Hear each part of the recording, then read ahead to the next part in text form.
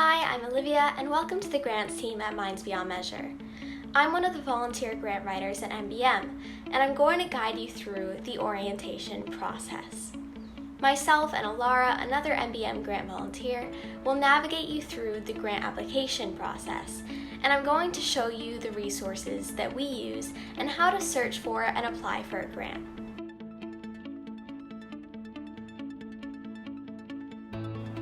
Every grant volunteer has access to a shared calendar where they can see when all of their grant applications are due. As you can see, this calendar shows everyone's deadlines, so we never miss an opportunity. For new volunteers, this calendar is very important. Once a new volunteer has researched a grant-giving organization, they can put the deadline on the calendar and refer to it later.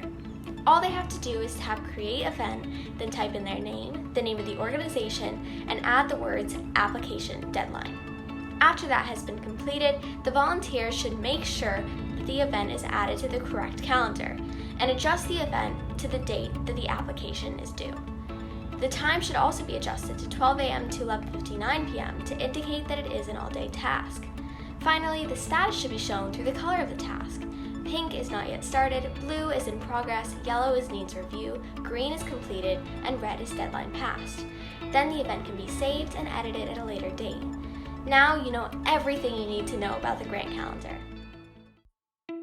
Hi, my name is Alara Mirza, and I will be the other volunteer that is guiding you through the orientation video.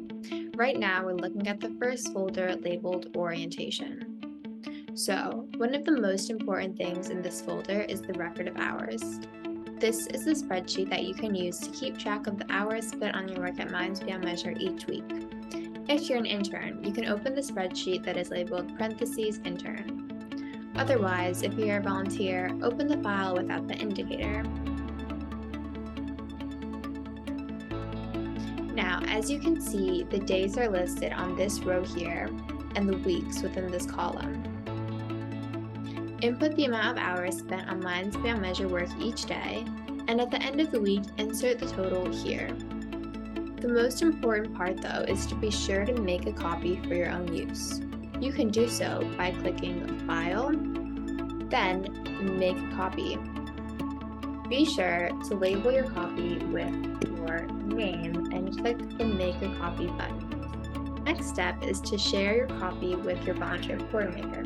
You can do that by clicking this Share button up on the top and typing in the email address of your volunteer coordinator. That's it for the record of hours. Now, let's look at the Volunteer Guidebook Grant Writer PDF. This PDF is filled with a plethora of information on opportunities, orientation, protocols, policies, and practices. Once you read through all that, be sure to find 8th on the list, the Volunteer Agreement Form. If you scroll down, you will see that you will have to sign and date this form here to indicate you agree on the stated policies. You can do so electronically or through printing out a copy and scanning to submit. Be sure to email this to your volunteer coordinator.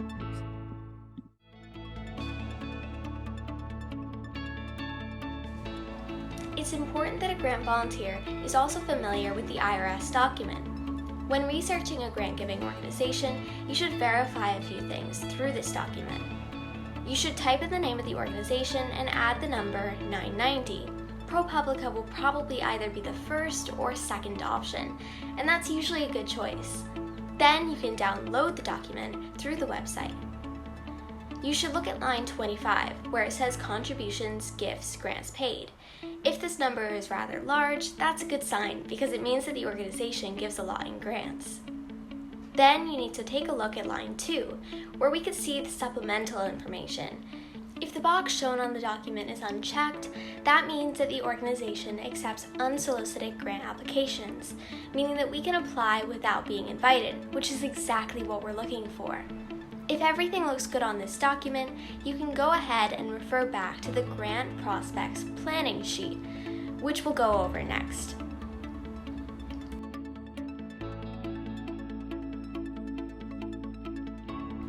In the Grant Prospects Planning Sheet, you'll first see tab 1, which is used for planning. The first section is called Cultivation, which is where you can know whether you've completed each phase of the research process. Each organization has its own column, and in each column, you can indicate whether a phase has been completed or in progress. For example, in Robin Hood, you can see that each stage is completed, except for establishing a personal connection, which is still in progress. After you've completed this section, you can move on to the Contact section. Here you can show when you contacted the organization, who exactly you contacted, what the email address was, and what the current status is, which is usually something like waiting for a response or that the organization has accepted the LOI request. These last two sections should only be completed after the first two. Solicitation includes things like writing a proposal or gathering documentation, whereas stewardship can be completed if we were able to get a grant from a specific organization. In the next tab, we have a color-coded table. Here we can record all of the necessary information regarding the organization's application process. For each organization, we have the location, the initial approach method like an LOI or email, the application type, which is usually an application or proposal, the deadline, average grant amount, what MBM focus exactly would the organization fund, like Rhythm for Life or Speak for Life, the organizations that grants have been given to that are similar to ours, and finally the status as far as email responses and the outcome. In the top left corner, you can see the color code, which is the same as the calendar. If we scroll down, all the rows are filled in with the color that corresponds to the stage we are at in the application process. The third tab is more related to the actual contact itself. The color codes are the same, but the LOI sent in can be linked, the email address and the name of the contact can be added, and the status of the LOI can be stated. In addition, you can also include the link to the online application, the application deadline, the contact person, the date that the form was sent, and the status as far as what Jamie has heard from the organization. Congratulations, you've successfully completed the MBM orientation. Please feel free to refer back to this video whenever necessary. I hope you enjoy your time here at MBM.